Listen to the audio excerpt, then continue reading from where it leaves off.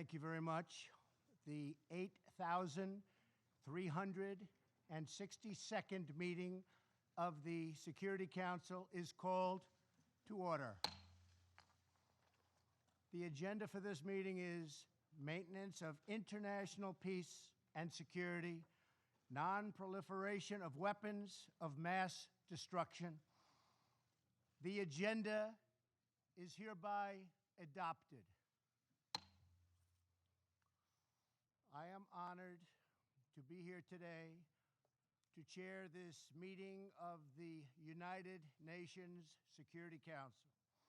It is also my privilege to welcome the distinguished heads of state, heads of government, ministers, and other leaders and representatives here with us. Thank you. I also wish to warmly welcome Secretary General Antonio Guterres for joining us. Thank you very much, Mr. Secretary General. The Security Council will now consider item 2 of the agenda. I will make a statement in my capacity as President of the United States of America.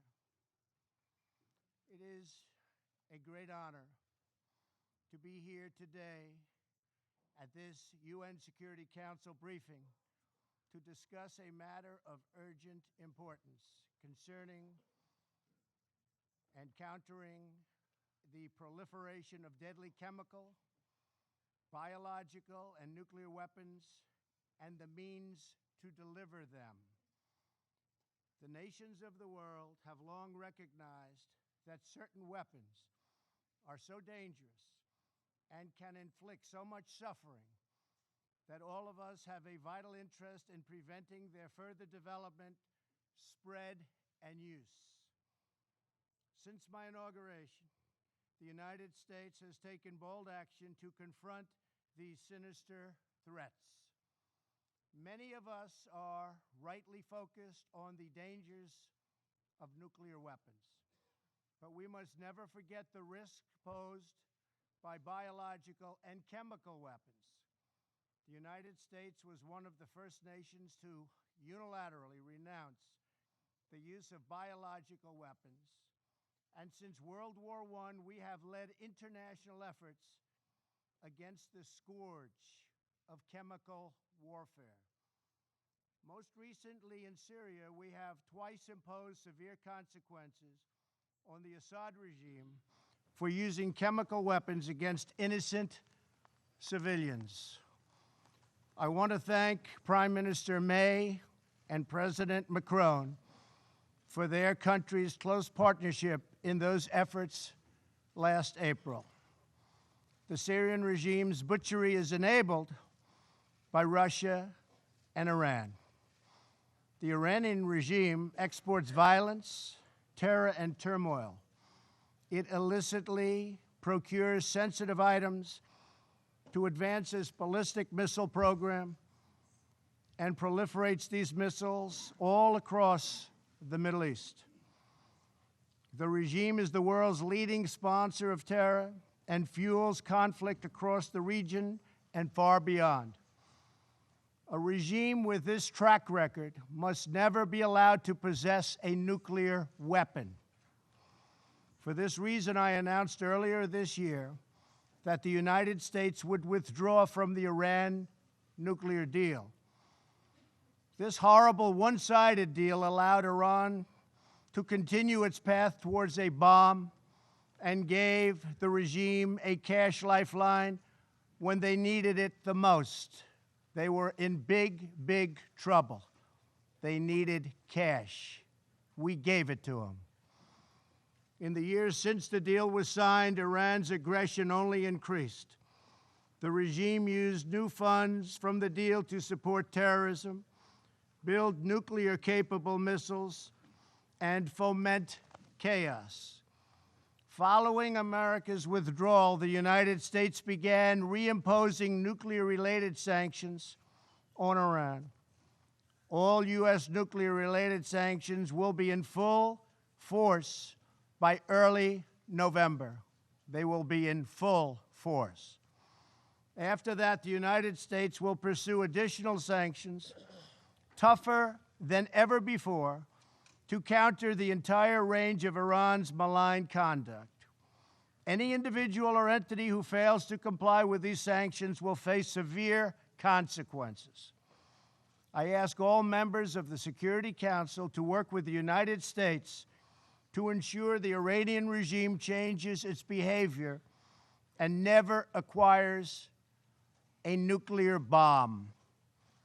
With all of this said, I want to thank Iran, Russia, and Syria for, at my very strong urging and request, substantially slowing down their attack on Idlib province and the 3 million people who live there in order to get 35,000 targeted terrorists. Get the terrorists, but I hope the restraint continues. The world is watching. Thank you also to Turkey for helping to negotiate restraint. Anything the USA can do to help resolve this problem in order to save perhaps even hundreds of thousands of lives, maybe more, we are willing and able. We are available to help. In my remarks yesterday to the United Nations General Assembly, I laid out my administration's commitment to building a more just and peaceful future.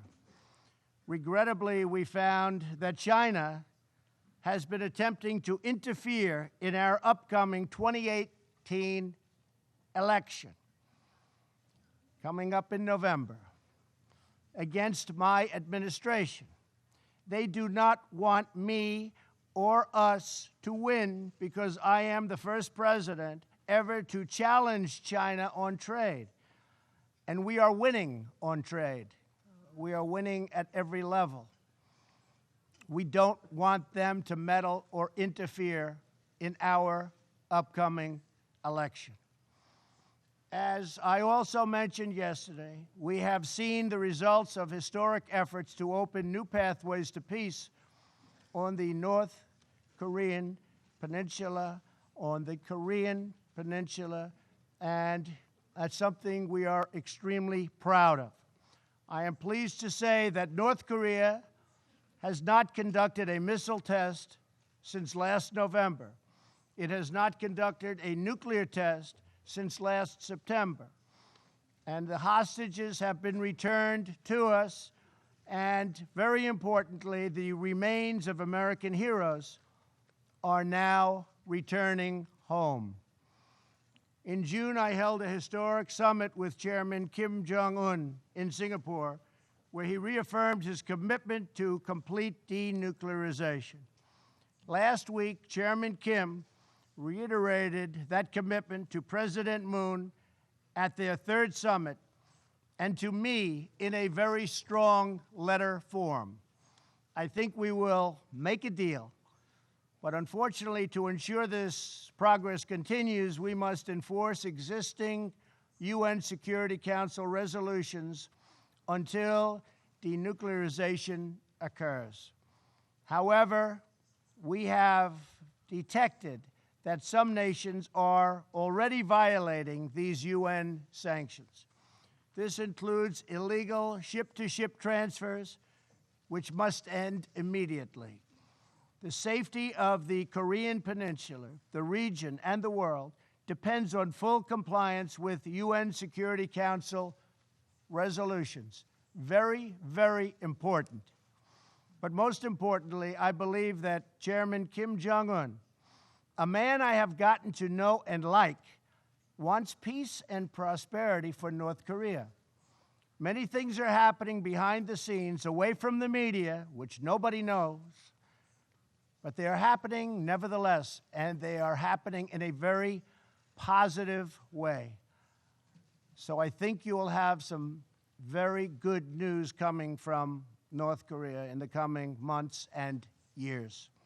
I also very much appreciate what President Moon of South Korea had to say about me last night in television interviews. Working with President Moon has been my great honor.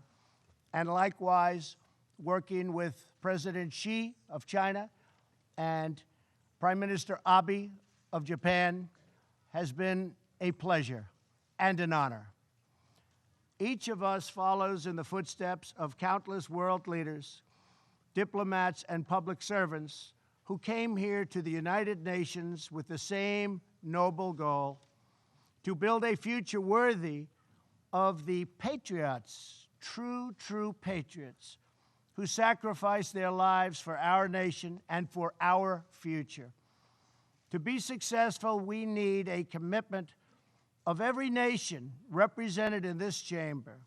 Acting together, we can replace the horrors of war with the blessings of safety and the beautiful promise of peace. Thank you very much. I now resume my function as President of the Security Council and give the floor to the President of France.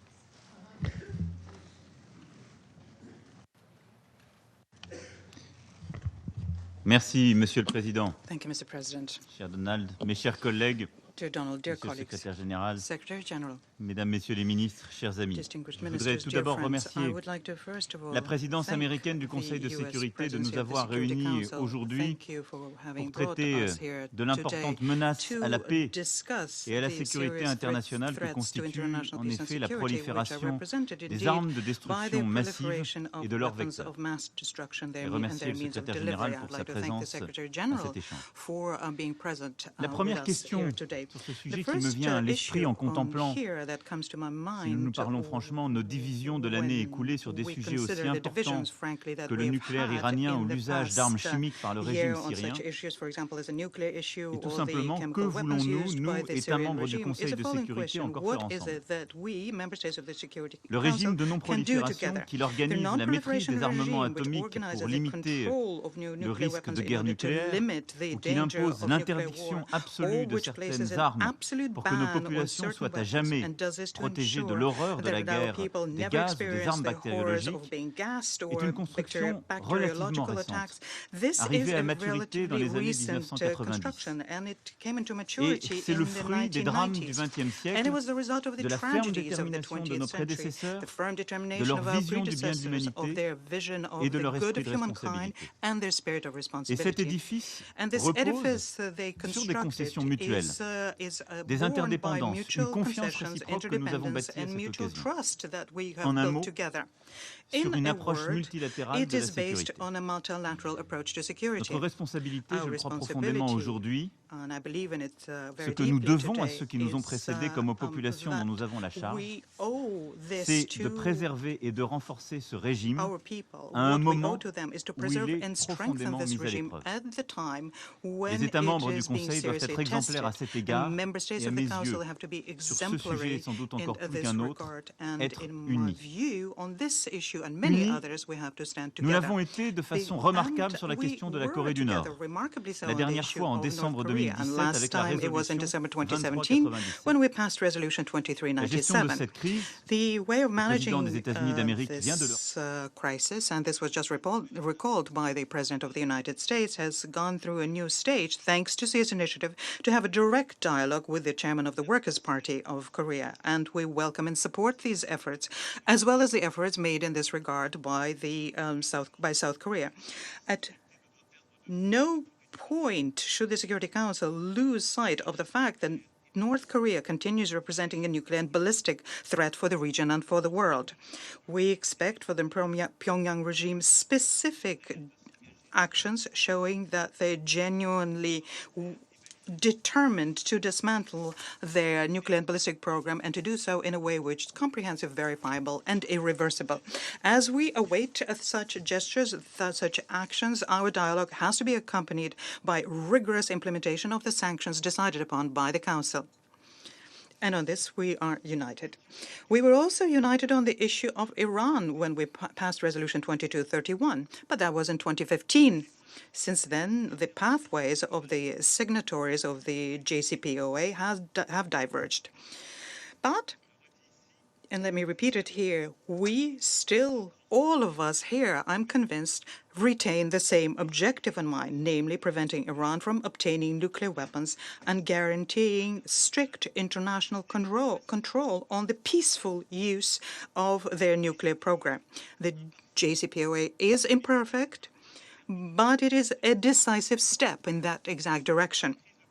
A serious crisis of confidence was opened by a reimposition of extraterritorial sanctions by the United States, but Tehran continues abiding by its nuclear obligations. Well, this situation has to be countered by the respect of all of the provisions of JCPOA and its resolutions by all members of the UN, and not just by France, Germany, and the UK. We also have to go further than the current framework. And I've already stated the same a year ago. And that is why I agree the goals recalled by the President of the United States, even if we can disagree on the methods as regards JCPOA. But I think that we need to build together a long-term strategy in order to manage this crisis. And it cannot boil down to just sanctions and containment. We need to have the basis for new negotiations, and created first by the framework we create for the Iranian nuclear issue beyond 2025 and 2030, and on the issue of the increase of Iran of the scope and the accuracy of their ballistic missiles. So we have to frame their ballistic issue, secondly, and thirdly, the regional stability. It's all of these components that can be part of an international strategy in order to reduce the dangers for the region and also attain the goal that we all want, namely that Iran does not ever obtain a nuclear weapon. We were also united on the issue of eliminating Syrian chemical weapons. This was in Resolution 2118, but that was in 2013. Since then, the threats for the credibility of the ban have accumulated. The reappearance of chemical weapons during the offensives by the Syrian regime at the time when Damascus had adhered to the convention banning that and declared their program did not encounter the needed determination from the Council. Daesh, as far as they're concerned, have used those weapons in Syria and Iraq. And in February 2017, in Malaysia, a member of the North Korea leader's family was assassinated with the use of a neurotoxin, VX. And this year, it was on the United Kingdom territory, and therefore in the European Union, that another neurotoxin was used, and this resulted in a death and an injury for 4 other people. France recalls here that we share the British analysis, according to which there is no other plausible explanation here other than that the responsibility is with Russia, and it's up to Russia to take all the necessary measures in order to make cease this threat. We launched on the 23rd January 2018 an international partnership against the impunity of using chemical weapons. And all of the states are invited to join this initiative. We had to act also, and I would like to thank here President Trump and Prime Minister May. We had to act there together with the US and the UK against this Syrian chemical capacity. We work towards strengthening the Organization on the Prohibition of Chemical Weapons by creating a new mechanism for inquiry and attribution, which is an indispensable tool. Mr. President, France will work ceaselessly for the unity of this Council on the issues of non-proliferation. We have to remain united because in the recent years, every time when we were not united, it was to the detriment of our principles and our collective effectiveness. It's an issue of our legitimacy as permanent and non-permanent members. We also have to be united because the dissemination of technologies can lead to new threats to peace, and this concerns us directly. The development of intercontinental missiles by North Korea is something that we need to worry about. Up until now, it was only very few states who had these kinds of weapons, and this placed on them very special responsibility. Now, in future, if we do not have sufficient control of that, and if North Korea proliferates, how many other countries will have this weapon? In the Middle East, the ballistic assistance provided to Hezbollah and to Houthis is a new and alarming development. It has to stop before they further destabilize a region which is already tense. Fighting Daesh confirmed that the terrorist groups are interested in the weapons of mass destruction. The threat of nuclear or radiological terrorism has not disappeared, despite the leadership that has been shown by the United States here with the summit conducted on nuclear security. France calls that we continue international cooperation here. It's more necessary now than ever. Mr. President, we will continue strictly abiding by our commitments under the international non-proliferation regime, and will continue strengthening the various institutions which form its backbone. In particular, we will continue to support the efforts made by the United Nations and its experts, and will bring the issue of combating nuclear, chemical, biological, and ballistic proliferation during our presidency of G7 in 2019. And for this, I call for our unity and the spirit of responsibility, because the non-proliferation regime is the backbone of our system of collective security. We kept building it decade after decade. It's still young. It requires our mobilization, our spirit of responsibility, and our unity. I thank you. I thank the President of France for his statement. Thank you very much. I now call on the President of Poland. Thank you. Thank you very much. Distinguished Mr. President, distinguished Mr. Secretary General, Excellencies, heads of the states, prime ministers, ministers, ladies and gentlemen, the current security situation is not encouraging. Tensions at the global and regional level threaten the existing international order, including non-proliferation and arms control regimes. In fact, we have been witnessing their progressive decomposition. They have been regularly challenged by non-state actors, but what is of even more concern, they are also being undermined by individual states. Before I address the problem of nuclear weapons, I first would like to draw your attention to another type of weapons of mass destruction that made their way back to the top of the global agenda. I'm referring to chemical weapons. Let me be clear. Every use of a chemical weapon is a crime. It does not matter whether it's used on a mass scale by undemocratic regimes against their own people to secure their power, or it's used in a state terrorist manner against individuals abroad on whom a certain state wants to take revenge. And if it is a crime, it means that the principal obligation of the international community is defined by the rule-based order. Criminals must be brought to justice. No single act of use of the chemical weapon can be left unanswered, since it undermines not only the basic sense of justice, but also leads to the erosion of the non-proliferation and disarmament regimes, and in consequence threatens the security of all of us. Brutal attacks, directed mostly against civilians, all have the same aim: to intimidate the international community. The community of the UN cannot accept such methods. Our inaction will only encourage perpetrators. I hope that the finalization of the new EU sanction mechanism, completed in the framework of the Organization for the Prohibition of Chemical Weapons, will allow us to exercise appropriate pressure on current and future perpetrators, as well as deter them from these unacceptable actions. We all hoped to have chemical weapons effectively banned by the Chemical Weapons Convention. we must stand firmly behind our own rules and norms, which are the pillars of the international order. In this context, let me mention that, as in the previous years, Poland will introduce in the United Nations General Assembly a draft resolution on the implementation of the Chemical Weapons Convention. It is of great importance to preserve the integrity of this regime.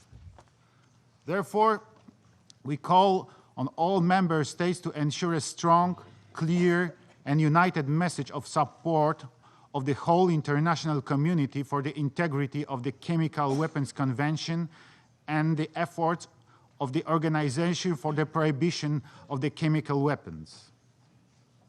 The second issue I would like to highlight is the proliferation of nuclear weapons. Permit me to make 3 points regarding this matter. Firstly, we all know that nuclear weapons cannot be brought on the free market. Therefore, every act of proliferation of these weapons is a failure of both the international community and the rule-based world order. And we must remember that it always involves not only the state that develops nuclear capacity, but also those who provide it with means to achieve it, namely technology, materials, and resources. It's of utmost importance for every agreement that aims at controlling nuclear programs to guarantee that they are used solely for peaceful purposes. We have an obligation to evaluate those agreements against the purposes and to act accordingly. We should not turn our heads back from those who act against the Non-Proliferation Treaty by providing means to develop nuclear weapon capacity or assist in other ways in developing it. Good and effective export controls mechanism should be upheld by all countries involved in nuclear, chemical, and biological trade for peaceful purposes in order to maintain the appropriate control level of dual-use goods and to make non-proliferation effort more effective. In this regard, we welcome the International Atomic Energy Agency's effort to strictly monitor and verify Iran's commitments. Let me also use this opportunity to commend the vital role the agency plays in the non-proliferation area. The agency's system of safeguards is a fundamental component of the nuclear non-proliferation regime and plays an indispensable role in the implementation of the NPT. Secondly, I would like to welcome the prospect of the process of denuclearization of the Korean Peninsula. We have seen some encouraging developments, such as the inter-Korean summits and the meeting of Kim Jong-un with the President Donald Trump. This led on the stopping of the missile and nuclear tests. And I would like to stress, Mr. President, that this is in tremendous measure your and President Moon's great achievement and merit. So thank you very much. However, the decisive steps are yet to be made. The lasting peace will not be achieved without the denuclearization of the North Korea in a complete, verifiable, and irreversible manner. Until then, the international community must remain united in maintaining real and consistent pressure on the North Korea, including by upholding UN sanctions regime. Thirdly, for the credibility of international community, it's vital to stand firmly behind duties and obligations we took in our shoulders. In that context, let me sadly reflect on the concerning developments of security situation in our region, Central and Eastern Europe. Only in the last few years, we have witnessed the clear breach of the Budapest Memorandum that guaranteed territorial integrity of Ukraine in exchange of its peaceful and voluntary denuclearization. We have also heard about the use of nuclear weapons to end conventional conflicts. Equally alarming was the deployment of a dual capable means of delivery close to our borders. All these actions have significantly contributed to the deterioration of the security environment. Ladies and gentlemen, what should be our response to the challenges I have just listed? First, the full and firm implementation of the well-established and widely recognized treaties and norms of the international law. Second, support and full confidence for the work of international mechanisms responsible for preventing of the use of weapons of mass destruction. Finally, proactive and constructive engagement in initiatives which aim at fighting with proliferation efforts and promoting transparency and verification. In 2018, my country assumed the chairmanship of the second preparatory committee for the 2020 review conference of the Treaty on the Non-Proliferation of Nuclear Weapons and chaired the Hague Code of Conduct against ballistic missile proliferation. Our efforts have been focused on strengthening these regimes, their universalization, securing the widespread and credible verification mechanism, implementation of good practices, as well as tightening the international cooperation. These actions constitute long-term objectives of the Polish security policy.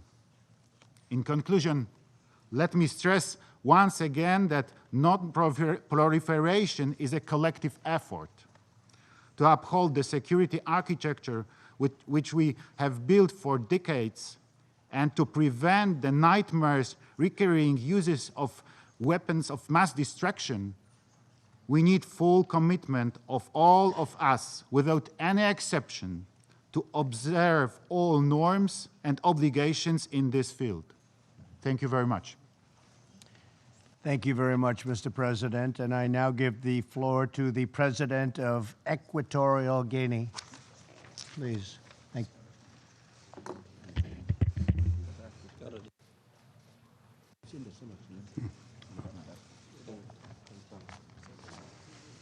you. Gracias. Thank you, President, Your Excellencies, ladies and gentlemen.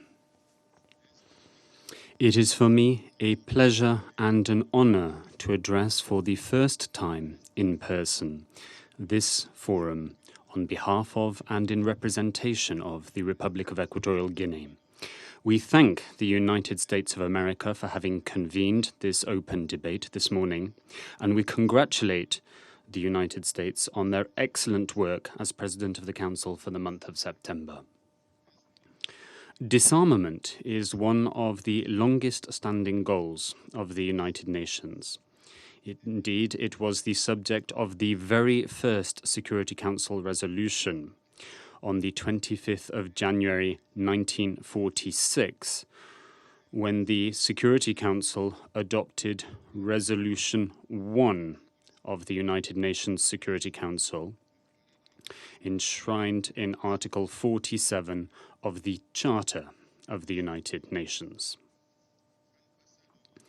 72 years have elapsed since the adoption of the aforementioned resolution by the Security Council, and today the world is once again caught up in an arms race, which has led many states to feel themselves compelled to acquire a range of weapons of all kinds for their defense, and more specifically has led them feeling compelled to obtain weapons of mass destruction in some instances. Nuclear arsenals do not just serve to exacerbate tensions between states and to hinder the drive for peace, but they also put in jeopardy the very continued existence of humankind. Our country, the Republic of Equatorial Guinea, does not possess, nor does it intend ever to acquire, weapons of mass destruction, and we have adopted measures to guarantee the strict and full implementation of the commitments and obligations that we bear to the international community in the sphere of non-proliferation. we have ratified the African Treaty for the establishment of a nuclear weapon-free zone in our continent, a treaty that is better known as the Treaty of Pelindamba. The promotion of nuclear disarmament ought to be a priority, if not indeed the priority, on the agenda of the international community. In 2 years, we will celebrate the 50th anniversary of the entry into force of the Non-Proliferation Treaty, or NPT, which entered into force in 1970, and which is an international instrument that made it possible to halt the spread and proliferation of nuclear weapons to those countries that, as of that date, were non-nuclear weapon states. Sadly, the NPT did not succeed in achieving the elimination by nuclear weapon states of their existing arsenals which they still maintain. There has always been a deep-rooted resistance by nuclear weapon states to complying with the provisions of the NPT, which apply to the implementation of nuclear disarmament. The costs borne by nuclear powers to maintain these arsenals, and in some instances to modernize these arsenals, far outstrip the budget of all nations of the African Union taken together. The amount spent on these nuclear weapons is greater than the budget of all of our nations. President, the proliferation of weapons of mass destruction poses a threat to international peace and security, and it undermines the Security Council in its role of working to prevent the spread and production of such weapons of mass destruction. To counter the proliferation and use of weapons of mass destruction, it is vital to pursue the implementation of and compliance with those international treaties related to non-proliferation, as well as to ensure implementation of and compliance with Security Council Resolution 1540 of 2004. There is also a need to lend support to the Proliferation Security Initiative, to the Global Initiative to Combat Nuclear Terrorism.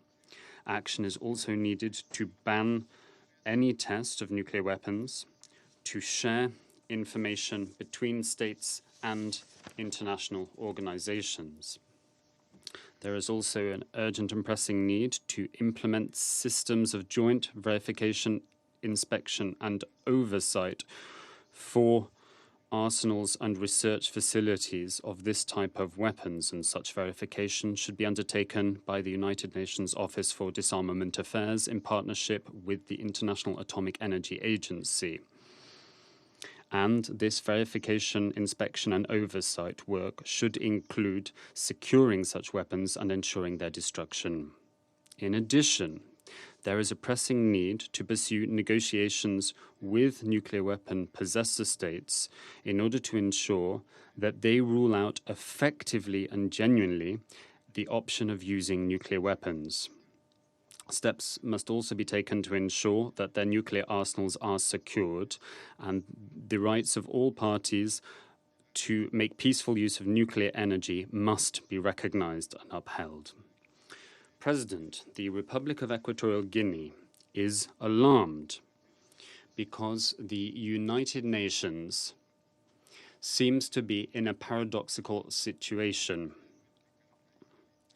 There seems to be a disconnect between steps taken here in this House and actions taken by some states claiming their sovereignty, which is undermining what should be an action of partnership and solidarity.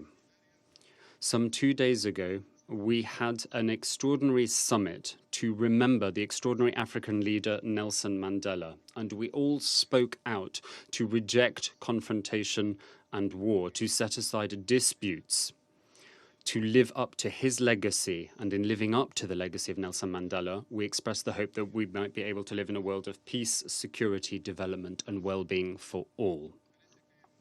However, it seems that many states have chosen rather to pursue the path of arms and weapons, which runs directly counter to the noble and lofty aspirations of the Mandela Summit, a summit which we all welcomed and all participated in.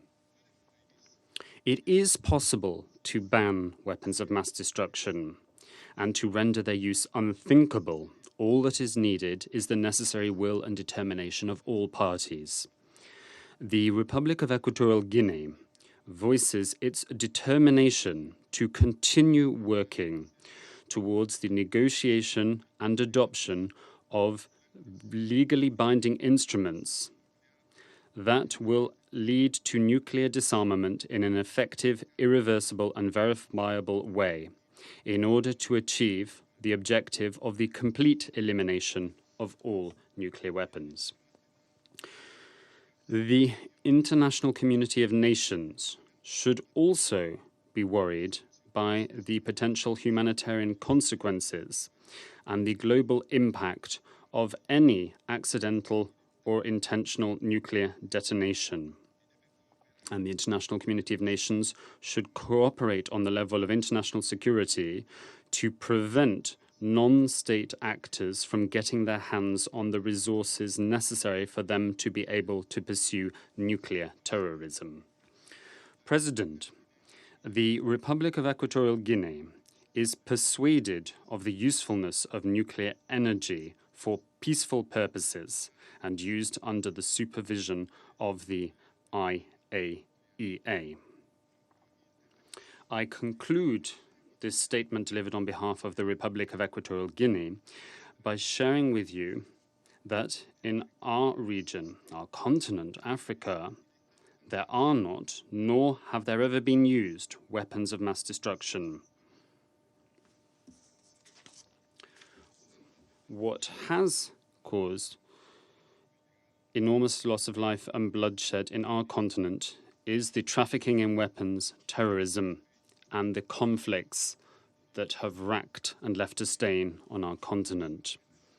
For this region, I would urgently request you to support the African Union in its noble objective of financing for peacekeeping operations led by the African Union on a case-by-case basis. I appeal directly to the members of the Security Council, asking them to lend their support for a financing mechanism for peace and security operations led under mandates of the Security Council, given that so doing would contribute to international peace and security, which is the principal goal of this august body, the Security Council of the United Nations.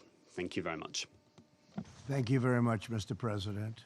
I now give the floor to the President of Bolivia. Thank you. President of the United States of America, my brother Antonio Guterres, Secretary General of the United Nations, fellow presidents, brothers and sisters of the Security Council. The presidency of the Security Council has convened the members of this body to a discussion on the non-proliferation of weapons of mass destruction today. Bolivia hails from a region which has been duly declared nuclear weapon-free for more than half a century now. For this reason, I think I am in a position to recall Article number 1 of the Treaty Prohibiting the Use of Nuclear Weapons, which states that each state party commits to never and under no circumstances developing, testing, producing, manufacturing, acquiring in any other way, possessing or stockpiling nuclear weapons or other nuclear devices. I call upon all states around this table to sign up to ratify, and to immediately implement this provision, and indeed all the provisions of said treaty. This is the best way of avoiding the catastrophic possibility of the use of weapons of this nature. This is a moral imperative and a duty that we owe to future generations. Brothers and sisters of the world, the member states of the United Nations are obliged to comply with the core purposes and principles of the Charter of 1945. Above all, we are obliged to abide by the principle of resolving international disputes through the use of peaceful settlement mechanisms. None of these mechanisms presupposes the use of weapons of any kind, quite the contrary. This is a call for negotiation, diplomacy, dialogue, and legal settlement, and these are the principles that should guide the actions of countries whenever faced with a disagreement or dispute. Bolivia is convinced that only through using these peaceful means will we be able to build fairer societies and societies willing to shoulder their shared responsibilities. We have to be capable of putting behind us and leaving on the pages of history books the primitive use of weapons to attack other peoples. I would like to highlight as an example the contribution made by the International Court of Justice, the primary judicial body of the United Nations system, which has been able to effectively resolve disputes between states in various parts of the world and states faced with different situations and complaints. Brothers and sisters, we are convinced that it is crucial to have a discussion not just on the effects, but above all on the structural and root causes that lead to war, and on the genuine and true motivations of the assaults on international peace, security, and justice that we are seeing. Let us take the example of Iran, a country which has been referred to this morning. In 1953, the United States financed, planned, and implemented a coup d'etat against a democratically elected government, which, in exercise of its legitimate sovereignty, nationalized its oil production, wresting it from the hands of an Anglo-US company. After that, for many decades, the United States supported an authoritarian government which allowed the profits from oil production to line the pockets of transnational companies. This situation endured until the revolution of 1979. And now that Iran has retaken control of its own resources, it is once again the victim of a US siege. Bolivia categorically condemns the unilateral actions imposed by the government of the United States of America against Iran. Likewise, we condemn the fact that the United States has withdrawn from the JCPOA, hiding behind pretexts to continue its policy of interference and meddling in the internal affairs of this brother country, Iran. Brothers and sisters of the Security Council, we wish to refer to the region of the Middle East, a region rich in natural resources, but thus ripe to be, as it is, affected by invasion, war, and unjustified aggression that continue to cause pain and suffering for the peoples of the Middle East. This region of the world has been the setting for the three most egregious acts of aggression committed during the 21st century. The first act of aggression to which I refer is the illegal invasion of Iraq, based on the lie that that country possessed weapons of mass destruction.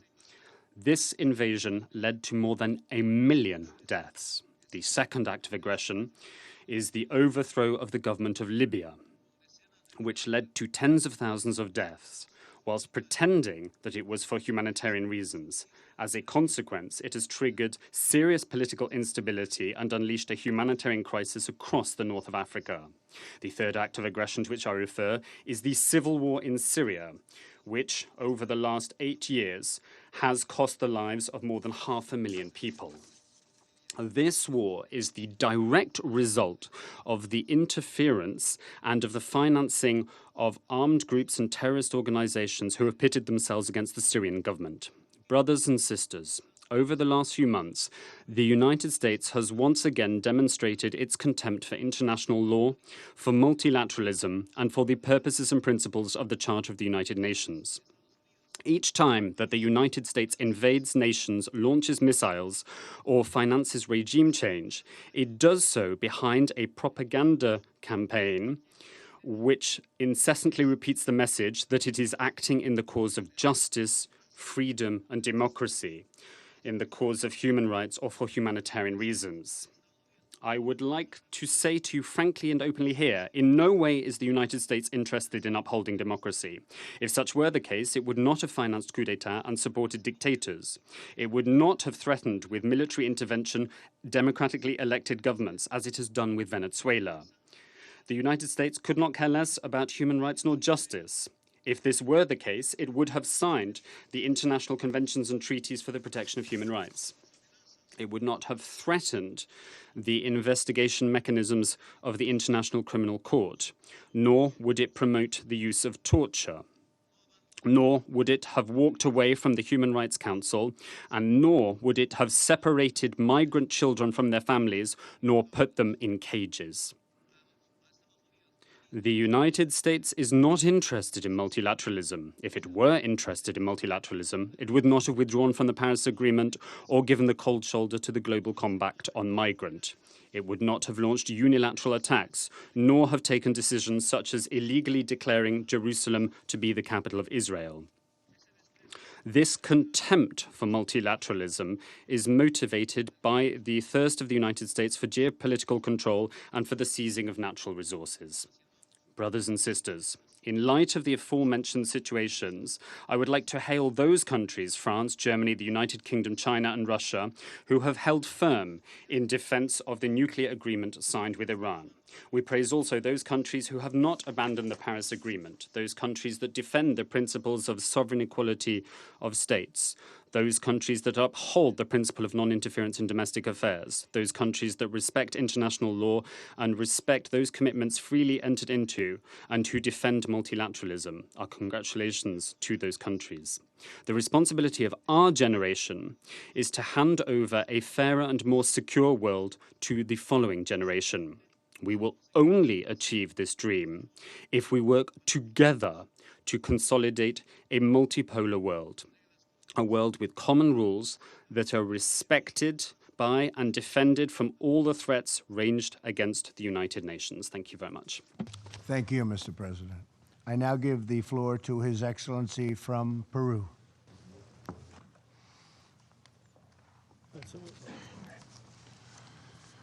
Buenos días. Good morning. I would like to greet personally President Donald Trump. And my greetings also go to the dignitaries and high officials present at this morning's meeting. Peru welcomes the convening of this high-level meeting to focus the attention of the world and of the Security Council on the need to halt in its tracks the proliferation of weapons of mass destruction and their delivery systems. A particularly apt message, as today marks the International Day for the Total Elimination of Nuclear Weapons. Throughout its history, this Council has stood united in the fight against the proliferation of nuclear, chemical, or biological weapons, as well as their delivery systems, and has done so commensurate with this body's chief responsibility of maintaining international peace and security, a task conferred upon us as a body by the Charter of the United Nations. The action of this Council is underpinned by the progressive development of international regimes and systems based in turn on a range of binding instruments adopted by this organization and by its member states. The most recent of these instruments is the Treaty on the Prohibition of Nuclear Weapons of 2017, which we hope will one day be ratified by all countries, and in particular by those who currently possess nuclear arsenals. This is no mere flight of fancy. Thanks to the Tlatelolco Treaty, Latin America and the Caribbean is already a nuclear weapon-free zone. And this has been a key building block in our march towards making our region one of peace. Peru, as a staunch supporter of the non-proliferation regime and architecture, fulfills to the letter the obligations established in the respective relevant instruments, and we also comply to the letter with the decisions of the Security Council contained in its relevant resolutions. And as a member of this Security Council, we actively promote strict compliance by all with said provisions and decisions. We believe that guaranteeing international peace and security can only be achieved by eliminating the risk that weapons of mass destruction represent. And the best way of achieving that goal is simply by ensuring that there are no weapons of mass destruction. Thus, we wish to make clear our view that non-proliferation should go hand in hand with disarmament and with strict controls over conventional weapons. From our perspective, this entails first and foremost addressing the challenge posed by the nuclear and ballistic programs of the Democratic People's Republic of Korea.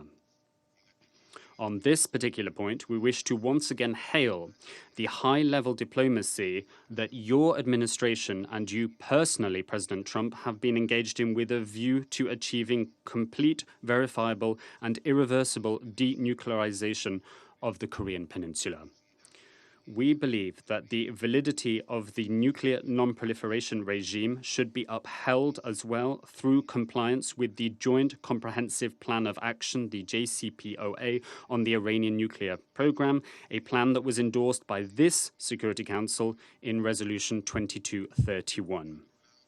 Additionally, we regret and condemn the use of chemical weapons in the Syrian conflict, as well as in the British city of Salisbury. Against this complex backdrop, and to conclude, President, we wish to underscore the importance of diplomacy, of multilateralism, of international law, of confidence-building measures, and of universality as principles for strengthening the non-proliferation and disarmament regimes. We note that in many instances, it is the perceptions of insecurity that lead to an arms race and even to the development of new weapons and tactics of war. It is therefore necessary, in our view, to address these perceptions to counter the proliferation and to boost disarmament, investing in cooperation, trade, and international development. Because technology should be wielded in the service of peace and progress rather than for inhumanity and destruction. Thank you very much. Thank you very much. Appreciate it. I'd like to now give the floor to the Vice President of Côte d'Ivoire. Merci, Monsieur. Thank you, Mr. President. Mr. President, Excellencies, ladies and gentlemen, heads of delegations, I would like to first of all thank the U.S. presidency for having convened this high-level discussion on the issue of the non-proliferation of weapons of mass destruction. I would like to also welcome your presence here, Your Excellency, the presence of heads of states and governments, eminent personalities, which make this meeting all the more significant, and the topic thereof is of great importance for our world. Mr. President, the rapid development of nuclear and ballistic weapons programs resulted in the proliferation of weapons of mass destruction. These weapons feed violence and conflicts. They threaten the stability of entire regions, and thus make the issue of non-proliferation into an issue of survival for humankind. Indeed, and despite all of the efforts that have been deployed by the international community in order to achieve a nuclear weapons-free world, nonetheless, we still are under common threat from these weapons as well as biological and chemical weapons. As of today, there are 14,500 nuclear weapons in the world. These weapons bring in the risk of nuclear conflict, which would have irreversible humanitarian and environmental consequences. And this is a real challenge for our organization. We also deplore the trend some states show to invest great amounts in modernizing their nuclear weapons, but putting very little into the elimination of such weapons. The Non-Proliferation Treaty, which is considered as a cornerstone of the non-proliferation regime, is today being severely tested, and there is a significant divergence of views during the review conferences which take place every 5 years. The non-compliance by some states with their commitments on disarmament and non-proliferation is a serious risk for security and could lead to the non-state actors acquiring weapons of mass destruction. The issue of the Iranian nuclear issue, the situation in the Middle East, in Syria with allegations of chemical weapons use, the use of ballistic missiles in Yemen, and the issue of the Korean Peninsula nuclearization, real difficult Gordian knots and real sources of concern for international community. These situations are such that they compel us to place the issue of proliferation of weapons of mass destruction amongst our highest priorities. Given this situation, the Security Council, which is to maintain international peace and security, has to continue shouldering responsibility in the area of non-proliferation.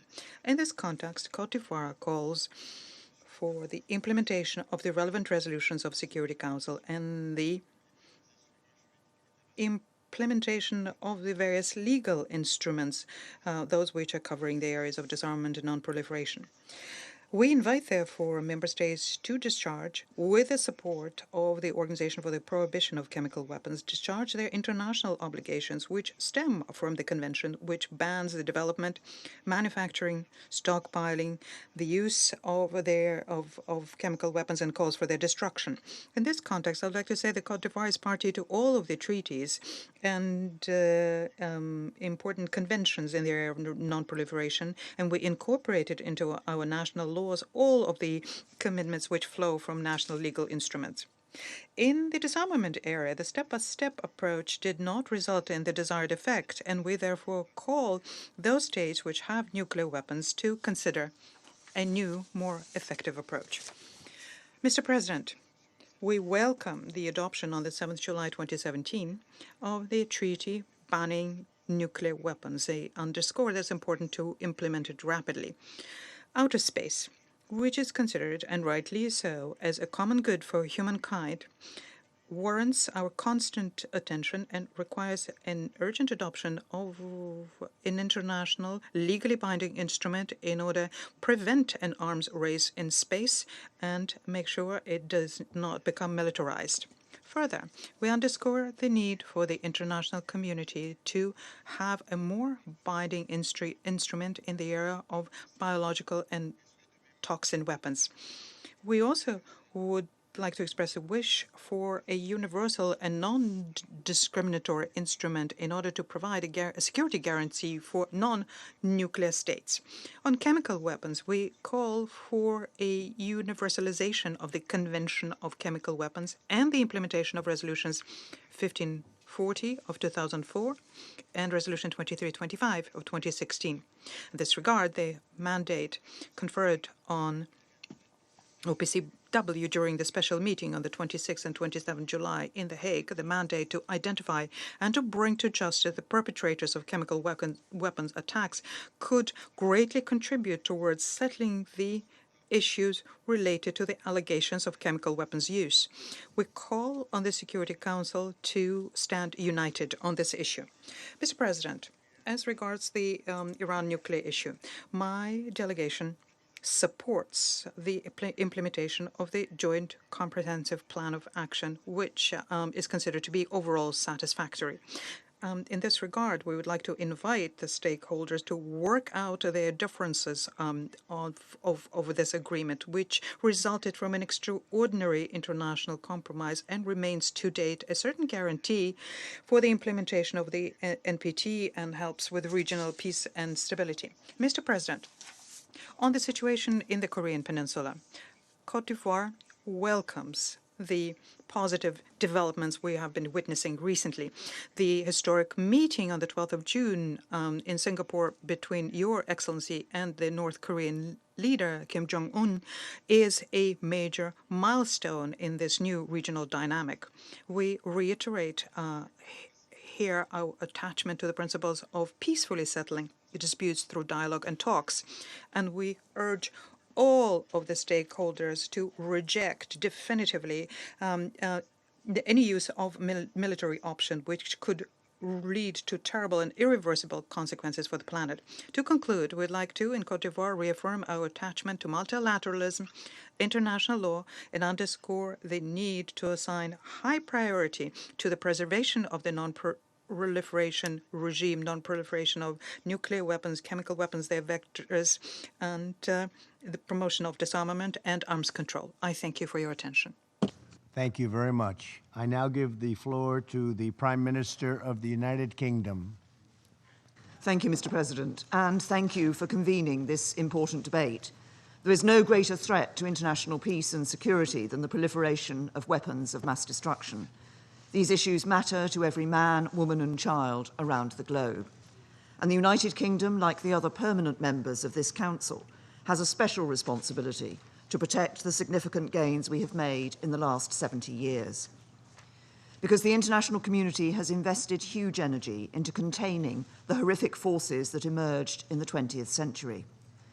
The multilateral framework of treaties countering the proliferation of weapons of mass destruction is one of the greatest achievements of the international community, demonstrating the value of global cooperation.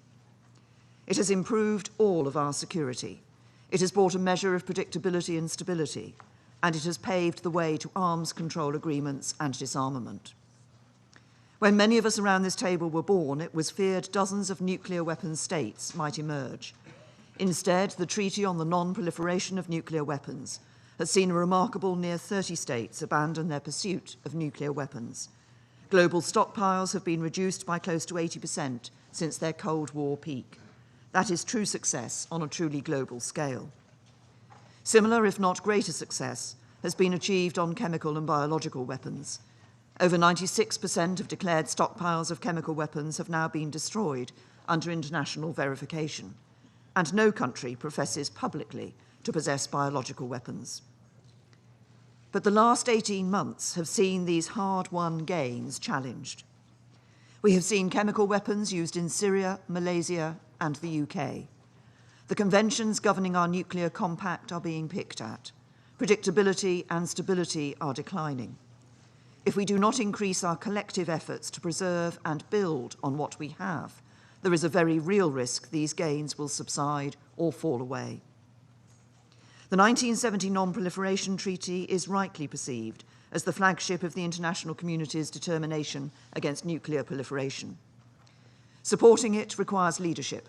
Leadership of the short your administration and you personally, Mr. President, are demonstrating on DPRK, the world's most pressing nuclear threat. In meeting Kim Jong-un, you have created an historic opportunity for complete, verifiable, and irreversible denuclearization. Consensus from this Council to impose sanctions on DPRK has played no small part, but we will not continue meaningful progress towards peace on the Korean Peninsula without sustained pressure. Sanctions must be strictly enforced by all, including the DPRK's neighbours. We must stay vigilant. Ensuring non-proliferation also requires collective leadership, of the type that led to the agreement in 2015 of the Joint Comprehensive Plan of Action, the Iran nuclear deal. For many years, the scale and nature of Iran's nuclear program raised serious international concerns. The JCPOA was an important step forward in addressing these. It remains the best means of preventing Iran developing a nuclear weapon, and we are committed to preserving the JCPOA as long as Iran continues to abide by its obligations in full. Iran must ensure they implement their obligations fully, and to monitor Iran's compliance, we strongly support the IAEA using inspections and other monitoring provisions of the JCPOA to their full.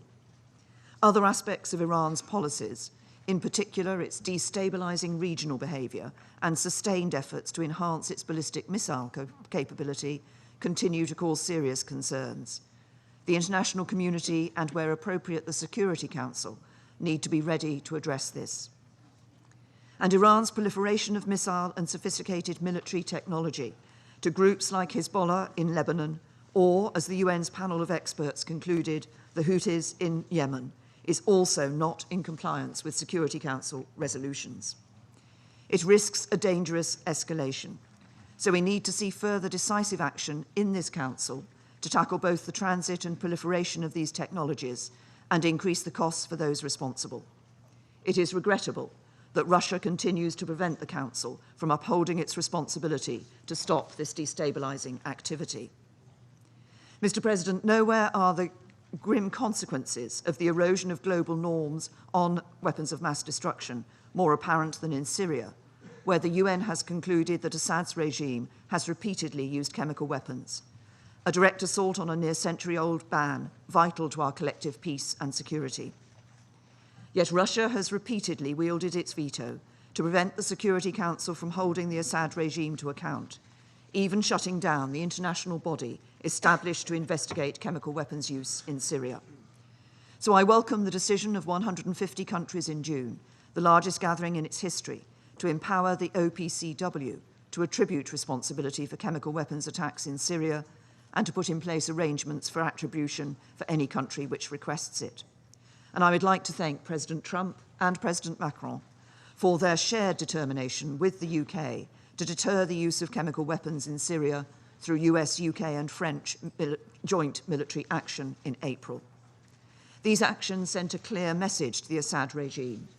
Perpetrators of chemical weapons use cannot escape identification or act with impunity. The regime's backers must use their influence to ensure chemical weapons are not used again.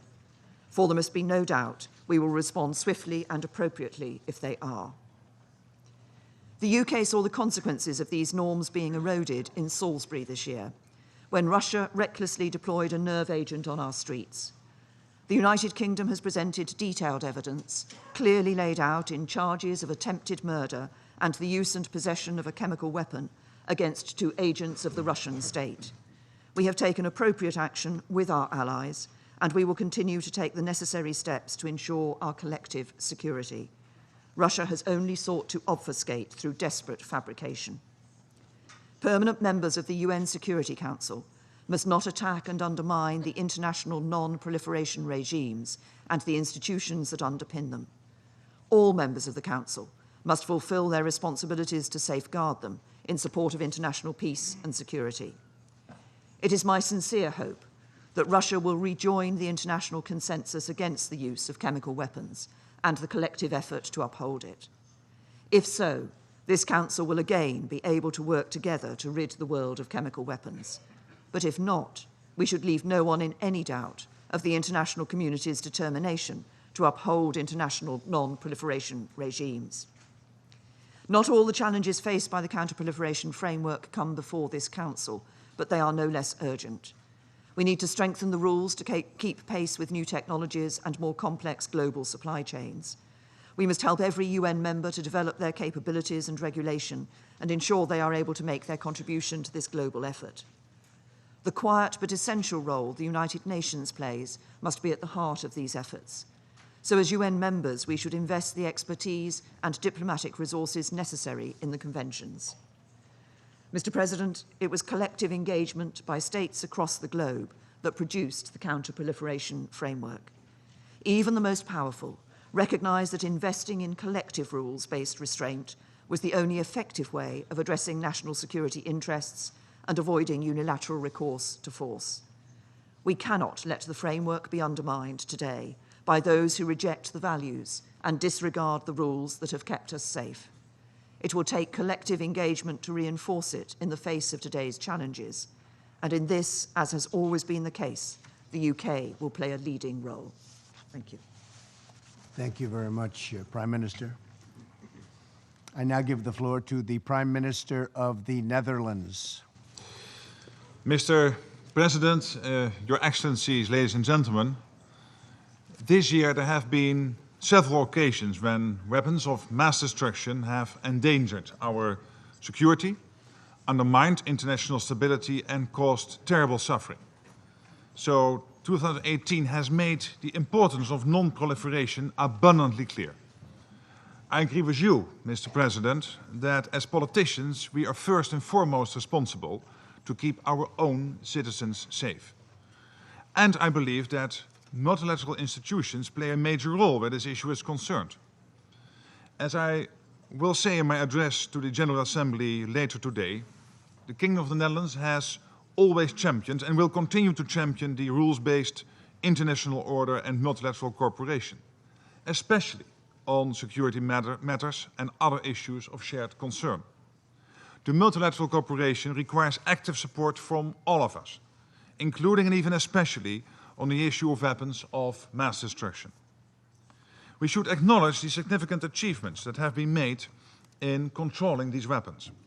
For 50 years now, the Non-Proliferation Treaty has kept the number of nuclear weapon possessors under 10. We can only imagine how much conflict, instability, and violence this has prevented. So I'm encouraged that the US, Russian, and British foreign ministers have underlined their continuing support for and commitment to the NPT on the occasion of its 50th anniversary.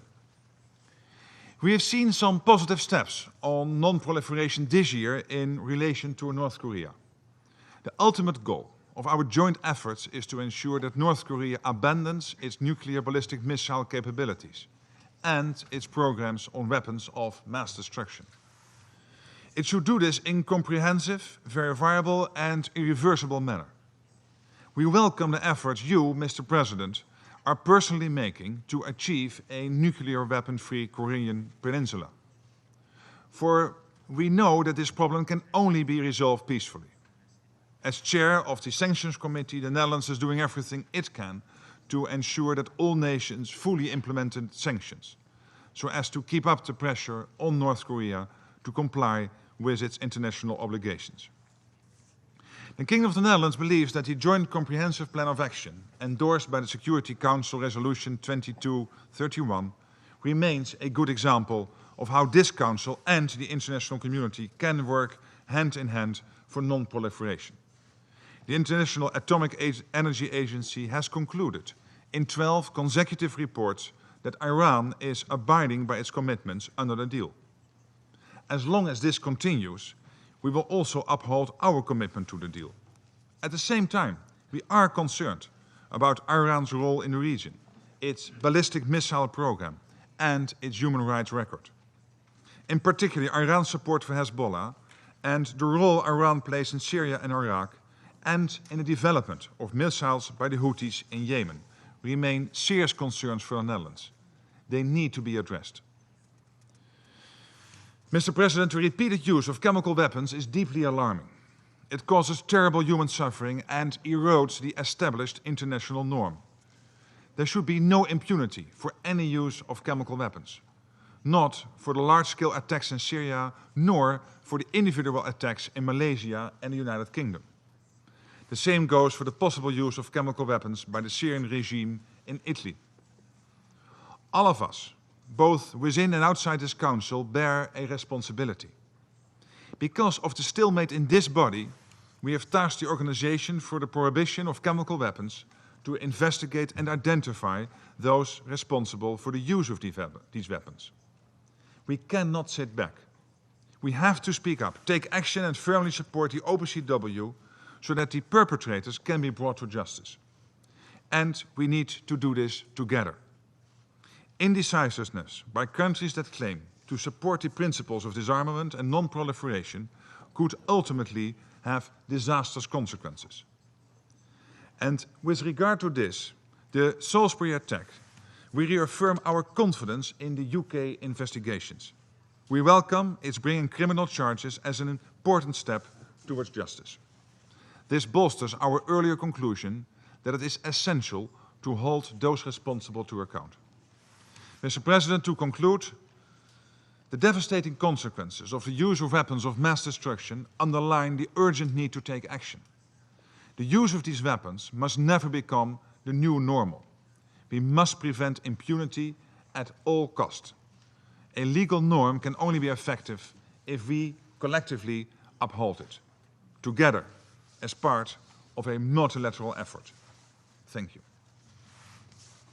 I thank the Prime Minister for his statement. I now give the floor to the Deputy Prime Minister and Minister of Foreign Affairs of Kuwait. Thank you. Bismillah ar-Rahman ar-Rahim. In the name of Allah, the Merciful, the Compassionate, Mr. President Donald Trump, At the outset, I would like to express our satisfaction and pleasure at seeing Your Excellency preside over this summit of the Security Council.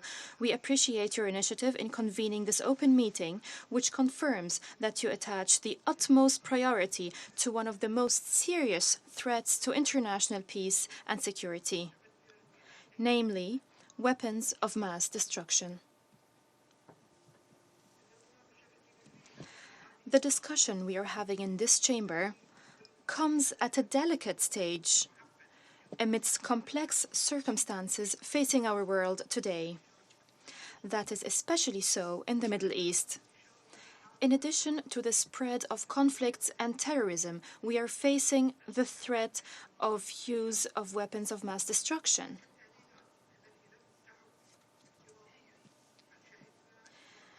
The threat posed by WMDs is no longer hypothetical. We have recently witnessed the launch of ballistic missiles, the testing of nuclear weapons, and the use of chemical weapons in many places around the world.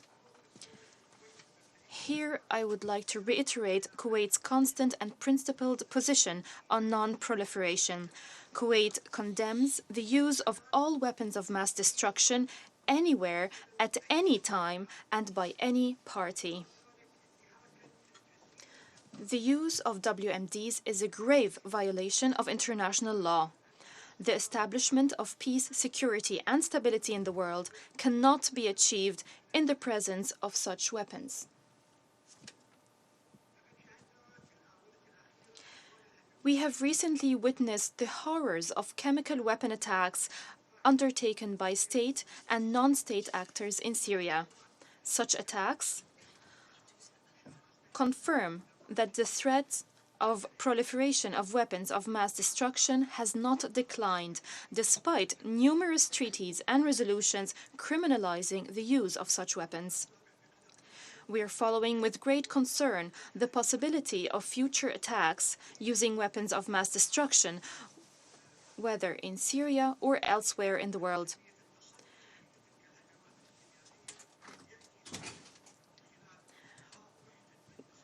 We emphasize the primary importance of unity within the Security Council in responding to the imminent danger posed by WMDs, thereby ensuring the implementation of relevant international resolutions, particularly Security Council Resolution 1540 of 2004. Mr. President, the Kingdom of Saudi Arabia is facing unprecedented attacks from ballistic missiles launched by the Houthi militias towards its territories, targeting civilian and religious sites. The State of Kuwait reiterates its strong condemnation and denunciation of the rocket attacks targeting the Kingdom of Saudi Arabia in particular and the region in general. We also emphasize the need for the Security Council to take action and shoulder its responsibilities in confronting the threat facing the Kingdom of Saudi Arabia in order to preserve international peace and security. My delegation is fully prepared to work with you to take further measures to put an end to such attacks, which are undoubtedly linked to the proliferation of weapons of mass destruction. In the midst of the events the Middle East region is witnessing, the State of Kuwait remains committed to supporting all UN resolutions and welcomed the adoption of Security Council Resolution 2231 of 2015. While the Islamic Republic of Iran continues to implement the provisions of that resolution and published reports by the International Atomic Energy Agency confirms Iran's compliance with its nuclear-related obligations, we note with concern the independent UN reports that indicate Iran's continued support and financing of militias and armed groups in Arab countries. We're particularly concerned about Iran's interference in Yemen, and as the resolution adopted by the League of Arab States on the 11th of September 2018 confirms, Yemeni territories have been transformed into a launch pad for Iranian-made ballistic missiles targeting Yemen's neighbors and threatening maritime navigation in the Strait of Bab el-Mandab and the Red Sea. which not only negatively impacts the security and stability of Yemen and the region, but also constitutes a violation of Security Council Resolution 2216 of 2015. The League of Arab States resolution also calls on Iran to cease those acts and all such acts which adversely affect the security and best interests of states in the region, and undertake confidence-building measures with neighbors in the region in order to establish ties based on good neighborliness, cooperation, mutual respect, and non-interference in the internal affairs of states. Mr. President, Excellencies, as I address you from this forum, I consider it a great honor to speak as a representative of the Arab states in the Security Council, conveying the concerns and preoccupations of our peace-loving peoples and their aspirations to security and stability. In this context, the State of Kuwait and all other Arab states reaffirm their absolute faith in multilateral action under the umbrella of the United Nations, according to the objectives, principles, and commitments agreed upon in the Charter. We also emphasize the Arab position on the importance of achieving the universality of the Non-Proliferation Treaty, which was extended indefinitely after the review conference adopted in 1995. It is important to implement the decision to establish a zone free of nuclear weapons and other weapons of mass destruction in the Middle East.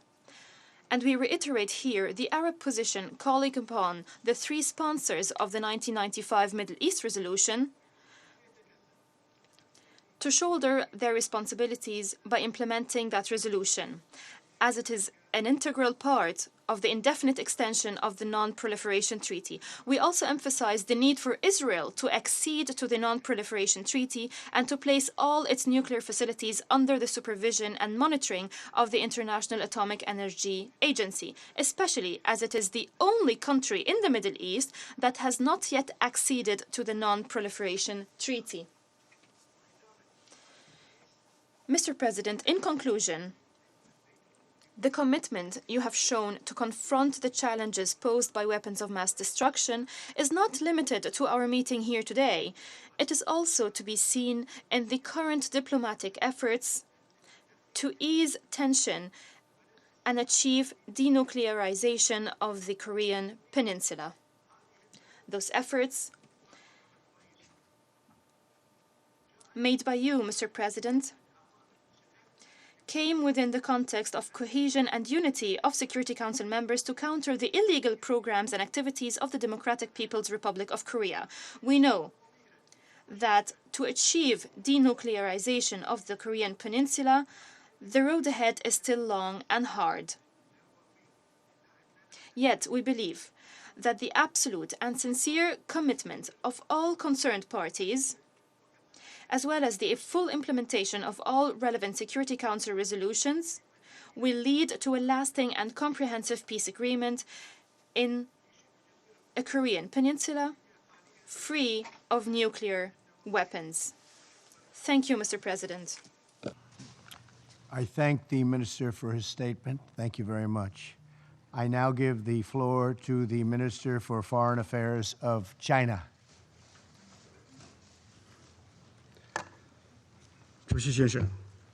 Mr. President, maintaining global peace and security is the primary responsibility of the Security Council entrusted by the UN Charter and a shared responsibility of all Security Council members. Given the complex challenges to international peace and security, how should the Security Council fulfill this mission and play its role? This is a question that deserves serious consideration. China believes the following. The Security Council should perform its function in a fair and just manner as mandated by the Charter. The Security Council must uphold the purposes and principles of the UN Charter and the universally recognized international law and norms governing international relations. It should safeguard the authority and role of UN in international affairs and sovereignty, independence, and legitimate rights and interests of all countries.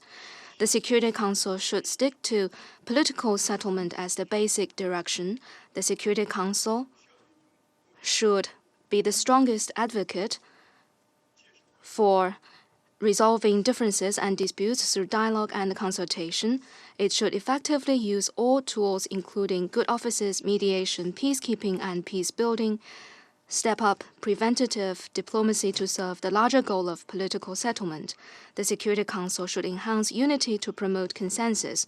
All members must bear firmly in mind their responsibility for world peace and security, enhance unity and coordination, set aside geopolitical considerations, and ensure effective functioning of the Council and uphold the common interests of all UN members. The Security Council should strengthen overall planning and coordination to forge synergy. It should coordinate and cooperate with the General Assembly, ECOSOC, the Secretary General, and the UN Development System so that the political pillar and development pillar can support each other and efforts for lasting peace and for sustainable development can be mutually reinforcing. Mr. President, the proliferation of WMD and their means of delivery poses a real threat to global peace and security and is a challenge that we all face. China proposes that we step up efforts in the following three aspects. First, we need to champion the rule of law to consolidate and improve the international non-proliferation regime. The NPT, the Biological Weapons Convention, the Chemical Weapons Convention, the UN SCR 1540 and other Security Council resolutions constitute the legal foundation of the international non-proliferation regime. All of us should earnestly safeguard the universality, effectiveness, and authority of the non-proliferation regime, and in particular prevent terrorists and other non-state actors from getting hold of WMD materials and technologies. Second, we need to take multi-pronged measures to implement the Non-Proliferation Treaty in a balanced manner. Every country must honor its word, shoulder its responsibilities, and fulfill international obligations. The Non-Proliferation Treaty and agreements must be implemented in their entirety. No double standards, discriminatory arrangements, or selective enforcement should be allowed. Third, we need to bolster international cooperation and enhance all countries' non-proliferation capability. Government bears the primary responsibility of non-proliferation. Countries should be supported in developing their non-proliferation policies in line with national conditions and be encouraged to enhance non-proliferation law enforcement capacity building, carry out more exchanges and practical cooperation so that together we could shore up the shortest plank in the barrel and achieve universal security. Mr. President, the JCPOA on the Iranian nuclear issue is a hard-won achievement of multilateralism conducive to international nuclear non-proliferation regime and peace and stability in the Middle East. There is no international agreement that is perfect. The JCPOA has been endorsed unanimously by the Security Council. What happened in the past 3 years shows that JCPOA is a viable agreement. China encourages Iran to continue to fulfill all commitments it has made. At the same time, the legitimate right of all countries to normal economic relations and trade with Iran should be respected. China calls on the relevant parties to bear in mind the big picture, think long-term, and uphold the sanctity, integrity, and efficacy of the JCPOA. Since the beginning of this year, the situation on the Korean Peninsula has shown major progress. China welcomes that, and China has made unremitting efforts for this to happen. China supports the important common understandings reached between the DPRK and U.S. leaders at the Singapore summit, support DPRK and ROK in improving their relations. We call upon all parties to seize the current opportunities, turn the political consensus into concrete actions, and work in the direction of setting up a peace mechanism on the peninsula and the denuclearization on the peninsula to realize lasting peace on the peninsula at an early date. Mr. President, China lives by its commitment to the purposes and principles of the UN Charter, to upholding the UN-centered contemporary international system, and has earnestly fulfilled its international responsibilities and obligations. We need to work together to uphold the efforts to realize peace and security for all. Before I conclude, I need to point out that China has all along followed the principle of non-interference in other countries' domestic affairs. This is a tradition of Chinese foreign policy. Our observance of this principle has received acclaim from the international community. We did not and will not interfere in any country's in domestic affairs. We refuse to accept any unwarranted accusations against China, and we call upon other countries to also observe the purposes of the UN Charter and not to interfere in other countries' internal affairs. Thank you. Thank the Minister for his statement. Thank you. I now give the floor to the Minister for Foreign Affairs of the Russia Federation. Thank you very much, distinguished President. Distinguished colleagues, in the world today, effectively combating the proliferation of weapons of mass destruction is particularly important for maintaining global and regional stability, for ensuring that we reliably provide for the security of all states without exception. And constructive interaction here is an important element in order to create a positive international agenda. I think that everyone will agree that the Security Council resolution providing for specific measures against those who violate the non-proliferation regime, that this resolution has to be strictly abided by. The cornerstone here is a basic resolution 1540. It contains the obligations of member states to undertake specific measures in order to prevent situations where weapons of mass destruction as components end up in the hands of non-state entities. Of particular importance are also other Security Council decisions pursuant to resolutions providing for sanctions for any kind of transfer of weapons to terrorists. There are facts of such transfers having taken place, and they need to be closely investigated. As was the case 50 years ago when the NPT was opened for signature, so is today. Our country is committed to the goal of ridding the world of nuclear threat. But at the same time, we need to absolutely take into account all of the factors impacting strategic stability. And in the course of negotiations, all countries now participate, all countries which have the nuclear weapons potential. The desire of countries to ban nuclear weapons separately from the basic principles of NPT cannot be successful and will only create ambiguity in our future approaches to weapons of mass destruction, non-proliferation. Since we're talking about NPT, I'd like to mention Resolution 2231, which was approved by the Security Council and which is a joint comprehensive plan of action on the Iran nuclear program. The unilateral withdrawal of the United States from this creates a serious threat for the non-proliferation regime, all the more so since, as this was underscored by many, Tehran is strictly abiding by its commitments within JCPOA, and this is something that the IAEA is regularly confirming. Russia is convinced that we need to keep JCPOA, and this is something that we're actively working on together with Iran, China, and the EU. Otherwise, if we don't do that, we can end up with a situation where there is more tension in the Middle East, and this could lead to risks for national stability and for the non-proliferation regime. The dismantlement of JCPOA would also be counterproductive also for the efforts underway now to denuclearize the Korean Peninsula. These efforts is something that we welcome and support.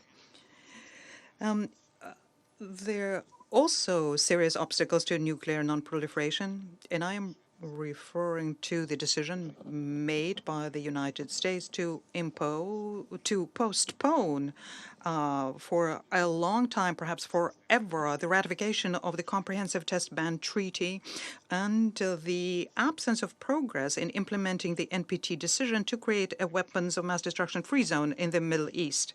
There is also an alarming situation we're witnessing in the area of chemical disarmament, and this has to do first and foremost with what was done by certain Western countries which keep leveling new unfounded accusations against them, accusing them of using the Syrian authorities banned substances, and we warn against strikes against the Syrian Arab Republic using a staged pretext. If this were to happen, this would be a gross violation of the Charter and would undermine efforts to foster the political settlement in that country.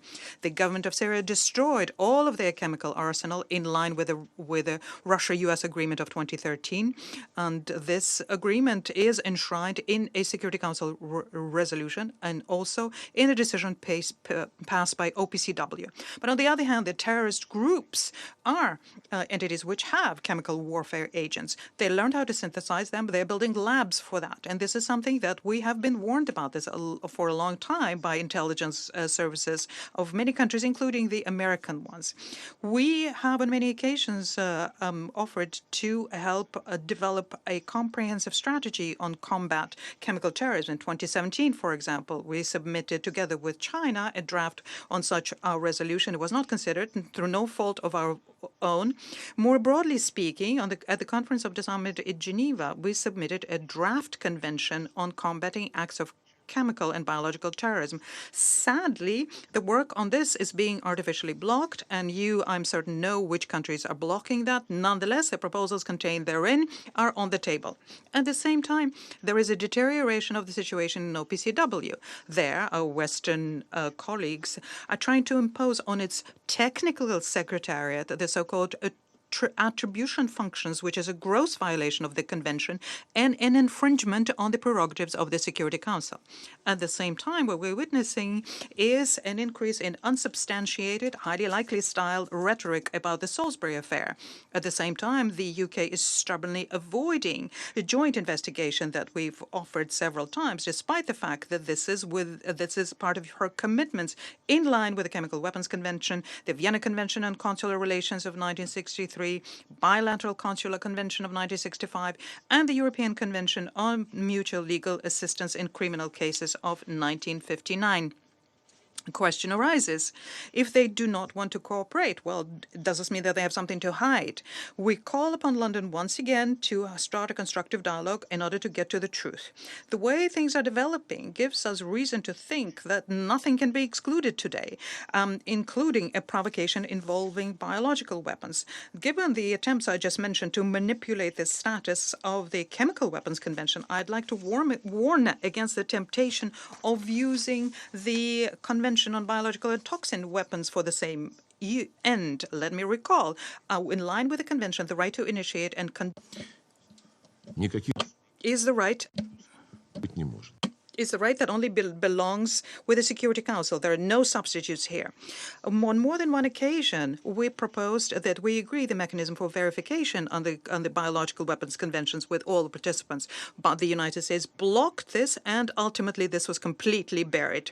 Such a desire by Washington to have their hands completely free is shown when the regime of the Convention on Biological and Toxin Weapons is undergoing another test, and this has to do with growing military, medical, and biological activity, including in the post-Soviet areas. We call on all not to militarize healthcare. We have consistently called for strengthening the Convention of Biological Toxin Weapons, and we are implementing a number of initiatives here, including creating a number of units to counter epidemics and quickly react to emergency biological situations. Ladies and gentlemen, Mr. President, the dialogue between Russia and the United States as the two largest nuclear powers is of special importance in order to strengthen the WMD non-proliferation regime. Our two states were at the inception of creating the general framework for multilateral cooperation in order to counter the weapons of mass destruction ending in the hands of non-stated entities and countering the acts of nuclear terrorism. We continue thinking that this interaction is of principal importance, not just for Moscow and Washington, but for the entire international community.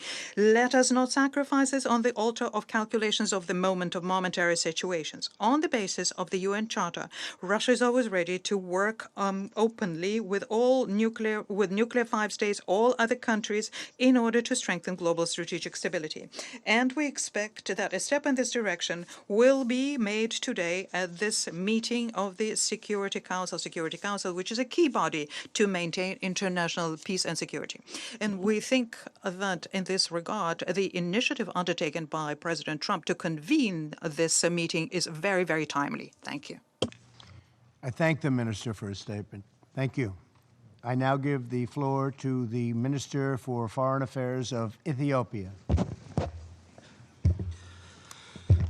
Mr. President, heads of states and governments, ministers, we thank the U.S. Presidency for convening this important high-level briefing on non-proliferation. We are very pleased to see you, Mr. President, presiding over this important meeting. Indeed, non-proliferation has been high on the agenda of this Council. It is therefore timely and relevant that we are discussing this issue at the highest level. Mr. President, a few days ago, the world paid a tribute to the late Kofi Annan.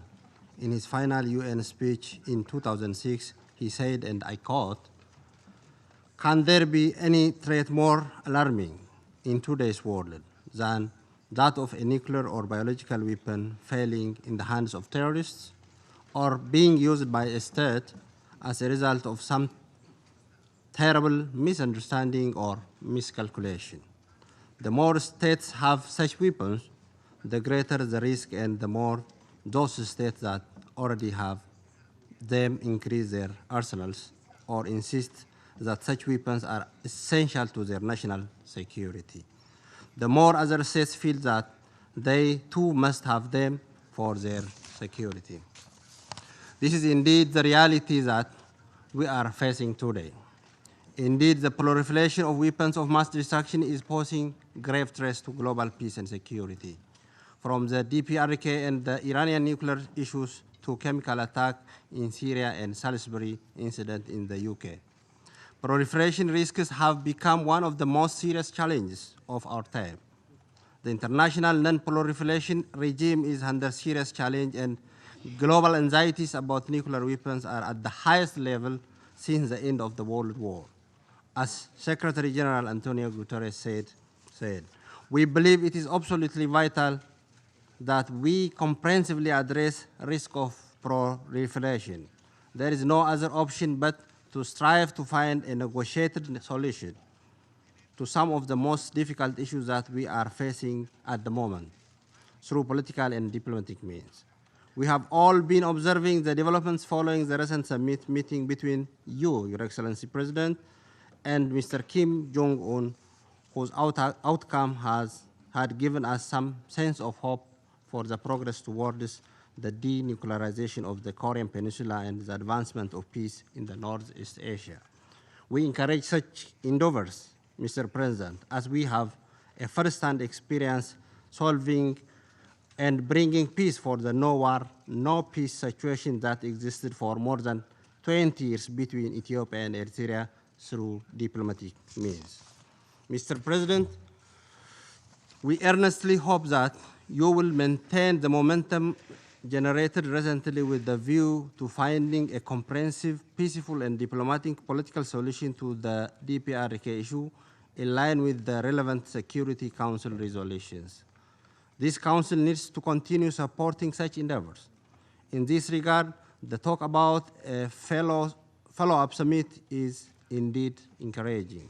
We also welcome the outcome of the third Inter-Korean Summit in Pyongyang, and we hope this will lay the foundation for the concrete action towards sustainable peace, security, and complete and verifiable denuclearization on the Korean Peninsula in accordance with relevant Security Council resolutions. This Council needs to support the relevant parties to make progress in this direction. In this meantime, we believe the implementation of the sanctions regime continues to be very critical. With regard to Iranian nuclear issue, we remain convinced that the JCPOA represents a significant achievement for multilateralism. We, however, understand the challenges and difficulties in the broader implementation of Resolution 2231. While we reorganize the withdrawal of United States from the JCPOA presents a serious challenge. The commitment of the remaining participating countries is critical for the full implementation of the JCPOA. We hope they will continue to exert every possible effort in addressing the prevailing challenges and contribute to the full implementation of this agreement, which still remains vital for the global non-proliferation architecture. In addressing the proliferation risk posed by non-state actors, we believe the 1540 Committee continues to have a significant role. Strengthening the assistance framework of this committee to member states aimed to addressing the implementation gaps continue to be important in comprehensively addressing the proliferation risk posed by non-state actors, including terrorists. Furthermore, strengthening the collaboration between the 1540 Committee group of experts and members of the Analytical Support and Sanction Monitoring Team established pursuant to Security Council Resolution 5026 and 2253 concerning Daesh, Al-Qaeda, and Taliban and associated individuals and entities requires attention from the Council.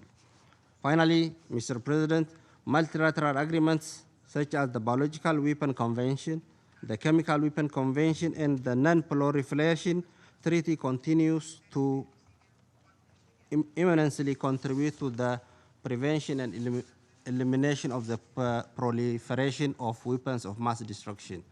At the time of great proliferation risk, it is in the best interest of all of us to preserve these important multilateral agreements to guarantee our collective safety and security and ensure their full and effective implementation. Let me therefore conclude my remark by reaffirming Ethiopia's unwavering commitment to continue fulfilling its international obligation by taking all the necessary measures to prevent the proliferation of weapons of mass destruction and their means of delivery into the hands of state and non-state actors, including terrorists, as well as by fully implementing the relevant Security Council resolution in this regard. I thank you. I thank the Minister for his statement, and I now give the floor to the Minister for Foreign Affairs of Kazakhstan. Thank you, Madam President. Excellencies, we are grateful to the U.S. Presidency for organizing today's summit meeting of world leaders focused on countering the spread and use of WMD. When previous distinguished speakers mentioned devastating consequences of the use and testing of weapons of mass destruction, I wish this audience and the world to understand that Kazakhstan, along with some other nations and vast territories, have been suffering from them since early days of the Cold War. And this goal is very close to Kazakhstan's heart and is one of the key priorities of my country's foreign policy. Kazakhstan's firm and unwavering commitment to international peace and security commenced upon our independence in 1991. Our head of state, President Nursultan Nazarbayev, took the daring and bold decision to renounce our nuclear arsenal and close the Semipalatinsk nuclear weapons test site, the fourth and second largest in the world, respectively. The international community acknowledged these actions as unprecedented and laudable by instituting the very date of the closure of the Semipalatinsk test site, namely 29th of August, as the International Day Against Nuclear Tests. This year, in September, the UN community commemorated the day in a new official high-level format at which the international community reinforced its plea for more effective steps to rebuild trust between nuclear and non-nuclear countries.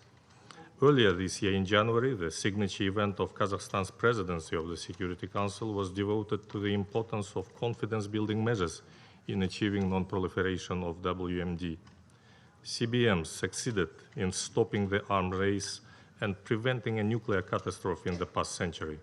Today, the world expects from the nuclear powers a repeat of the same visionary actions, which unfortunately not being fully realized and acknowledged today.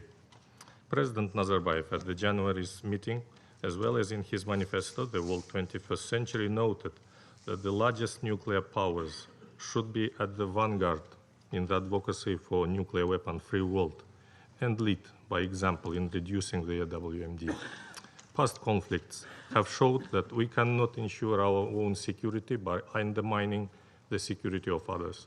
President Nazarbayev has therefore urged all that only the complete elimination of nuclear weapons and disarmament would be the absolute guarantee against the use of or threat of use of nuclear weapons. He thus called upon all UN member states to build a nuclear weapon-free world by 2045 centenary of the United Nations. Madam President, we see some good examples of CBMs as in the case of inter-Korean rapprochement and the Singapore summit, due to also very successful personal efforts of President Trump. This can inspire other positive outcomes of goodwill and sincere collaboration. Kazakhstan fully supports such promising beginnings and is ready to share its practical experience and expertise, if necessary, based on above-mentioned our sad legacy. However, just trust by itself cannot guarantee sustained success unless supported by strict implementation of all existing regulatory legal instruments and Security Council resolutions on sanctions. Without diminishing the role of NPT, it is clear that the world needs a stronger international legal framework against WMDs. Presently, the non-asymmetric implementation of the treaty is impeding the trust between nuclear and non-nuclear countries. Nevertheless, the NPT should not lose its effectiveness and relevance amid such skepticism. The early entry into force of CTBT should also become one of the most important and necessary building blocks of the global architecture of non-proliferation. And this treaty, when fully operative, will definitely help foster mutual trust and confidence. Kazakhstan actively cooperates with the CTBTO and annually conducts high-level international events aimed at implementing effective practical steps to achieve a world without nuclear threats as the natural outcome of our commitments. To realize this goal, we must first and foremost establish a final ban on nuclear testing. Secondly, atoms for peace should remain our important moral compass. However, in the meantime, we should not stop struggling for legal ban of nuclear weapons, keeping in mind our paramount goal of accomplishing a nuclear weapon-free world. By opening the IAEA low-enriched uranium bank last year, Kazakhstan made another contribution towards strengthening the non-proliferation regime, as well as safe and reliable use of uranium for peaceful purposes. We are grateful to all donors, the United States, the European Union, Kuwait, the United Arab Emirates, Norway, and the Nuclear Threat Initiative, whose generous financial contributions have made this project possible. We also thank China and Russia for their cooperation regarding transit of low-enriched uranium and equipment for the bank through their territories. Madam President, how can we enforce non-proliferation and disarmament through the measures of the Security Council? Firstly, the Council must maintain its unity and common understanding to give the world a clear and unambiguous signal of our strong stance on these issues. It is vital to create the conviction among all that sanctions are interim measures and not an end in themselves. Their effectiveness should be measured by the degree of progress towards reaching political solutions peacefully. My president had also suggested withdrawal from the NPT should be made extremely difficult by possibly crafting a special UN Security Council resolution with serious implications for countries in breach of the treaty. President Nazarbayev also proposed developing a legally binding system of guarantees to be given by nuclear powers to those states who would voluntarily renounce their nuclear weapons, as well as those with non-nuclear status, as an incentive for their latter not to acquire such weapons. This is a fair step to be undertaken without significant expenditures. Nuclear weapons-free zones remain one of the effective measures to combat the spread of nuclear weapons. Thus, my president had proposed strengthening cooperation between nuclear weapons-free zones by organizing a high-level inter-zone meeting in Astana next year. P5 countries should encourage the expansion of such zones by providing them security guarantees. We therefore hope that the Central Asian nuclear weapons-free zone will be endorsed by the last remaining P5 country. Given the criticism of a considerably weakened non-proliferation regime in Syria, Kazakhstan is firmly convinced that the Council has to be united in tirelessly seeking a comprehensive solution on this issue of arbitration and prosecution without transferring such prerogatives to other structures, subjecting them to further polarization and politicization. The political resolution of the Syrian conflict will also help eliminate the vacuum that allows chemical weapons to be used with impunity. For our part, Kazakhstan will continue to provide the Astana platform of ceasefire and confidence-building measures as a complement and support to the Geneva process under the leadership of the United Nations. Regarding the JCPOA, this multilateral document has fulfilled its primary mission by putting Iran on a nuclear-free path, with the IAEA confirming that Iran has fulfilled all its nuclear obligations. Kazakhstan, with its reputation as an honest broker, hosted 2 sets of talks during the negotiations that led up to agreement. As the world's top uranium exporter, Kazakhstan contributed significantly by supplying 60 tons of raw uranium to Iran in exchange for Tehran sending over 300 kilograms of highly enriched uranium to Russia. All the parties to the agreement had acknowledged these measures as significant milestone, with this action constituting the first start of JCPOA's implementation. Notwithstanding the certain complications related to the obligations by some parties to the agreement, we hope for its further implementation. We propose to consider new concerns and challenges through all possible means of diplomacy without destroying the previous hard-won achievements. Finally, Madam President, it is necessary for all in this Council to demonstrate responsibility, political will and wisdom to make a quantum leap towards of great historic significance. We need the moral compass to go from narrow national interests to a greater vision of a safe and secure world. Thank you for your attention. I thank the Minister for his statement, and I now give the floor to the Minister for Foreign Affairs of Sweden. Thank you, Madam President. From listening to all countries around this table, I heard support for the idea that multilateral and diplomatic efforts are urgently needed to address the challenges of today. International peace and security and preventing conflict and terrorism are rightly highest on our agenda. I therefore thank you, Madam President, for convening this important meeting on non-proliferation. So, Madam President, we were asked to comment on 4 themes in this briefing: sanctions efficiency, capacity to implement, non-state actors, and weapons of mass destruction. And I think that the answer to all of these questions is close multilateral cooperation. The world would certainly be a much more dangerous place without the existing treaties and agreements of the global disarmament and non-proliferation regime. Yet that multilateral framework depends on our continuous commitment to collective solutions.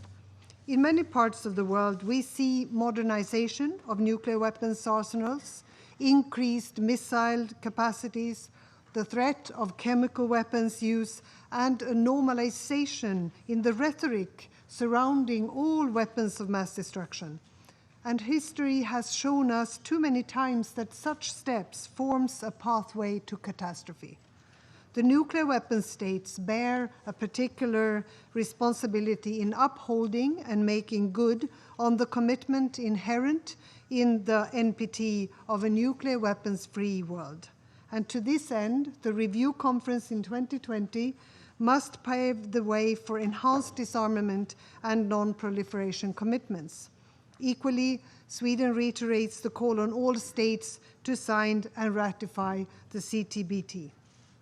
Madam President, The Non-Proliferation Treaty is the common tool towards disarmament and non-proliferation, but let me today also focus on three specific issues, and many of you have already touched upon them. The challenges, of course, to the Iran nuclear agreement, the DPRK's development of nuclear weapons, and the recurring use of chemical weapons. So first, the Joint Comprehensive Plan of Action, the Iran deal, is a historic achievement. It's a concrete example of effective diplomatic non-proliferation efforts. And this agreement prevents nuclear proliferation in Iran, but also aims to avoid ripple effects in the region. As the IAEA confirms, Iran continues to fulfill its nuclear obligations under the agreement. And as long as this is the case, the JCPOA effectively curtails Iran's ability to develop nuclear weapons. This is why Sweden, together with the rest of the European Union, deeply regrets the United States' unilateral withdrawal from the agreement, a decision with far-reaching consequences that makes our world more unsafe. And frankly, what are the alternatives to this agreement? Undercutting a concrete multilateral non-proliferation tool dangerously undermines our joint non-proliferation efforts elsewhere. Together with our EU partners, we will try to mitigate the adverse effects of the US policies. Sweden and the rest of the EU will continue to foster broad relations and dialogue with Iran, including on issues such as human rights. Iran's role in the region and missile activities are clearly a matter of concern. And these concerns can and should, however, be addressed separately and not at the expense of the JCPOA. Security in the Middle East region can only be achieved through diplomatic solutions and enhanced cooperation, not through further polarization and isolation. And remember, we've tried that before, for decades, isolation and sanctions. And all it did was to support the most conservative forces in Iran. That's a problem. Secondly, the DPRK's nuclear weapons program is a major threat to the global non-proliferation regime. Recent diplomatic efforts deserve our full and active support, and the continued progress in the inter-Korean dialogue is very encouraging. And the summit between the United States and the DPRK in Singapore in June was indeed significant. All parties must now work to maintain momentum and take positive steps. For the DPRK, this means the commitments must be translated into legally binding undertakings, and the IAEA should be given a role early in the verification of the denuclearization and disarmament process. The Security Council and the international community must continue to stand united. Thirdly, the use of chemical weapons is a serious violation of international law, and every violation undermines established norms and risks eroding the international taboo on these weapons. And this is a very serious and worrisome development. The use of chemical weapons is morally abhorrent and can never be accepted. In Syria, the OPCW, UN Joint Investigative Mechanism, has confirmed that chemical weapons were used repeatedly by the Syrian Arab Republic and by Daesh. We supported the decision to task the OPCW to identify the perpetrators of the use of chemical weapons in Syria. And while a mechanism established by this council would have been preferable, the issue was too important to be allowed to be blocked. And this does, however, not free this council from its responsibility to ensure that those responsible are held to account. In Salisbury, a targeted murder was attempted using a nerve agent. And such assaults are absolutely unacceptable, and we call on Russia to fully cooperate with the investigations. Madam President, we must never lose sight of why we are making the efforts to eliminate those horrific weapons. Until now, we have not talked about the victims. And I have myself met with survivors of nuclear weapons attacks, and I will never forget their stories. Victims of chemical weapons have shared similar accounts, and it is important to listen to such personal experiences to understand what it is that we are fighting for. It has definitely strengthened my resolve to step up efforts for non-proliferation and disarmament. Weapons of mass destruction is clearly a global threat that we must address together. And only through multilateral solutions, including by this Council, can we effectively prevent the use of these repugnant weapons. The multilateral non-proliferation and disarmament framework is also a key pillar of the international rules-based order. We owe this to the survivors and victims of past attacks, and we owe it to future generations. Thank you, Madam President. I thank the Minister for her statement. Thank you all for joining us here today. There are no more names inscribed on the list of speakers, and this meeting is adjourned.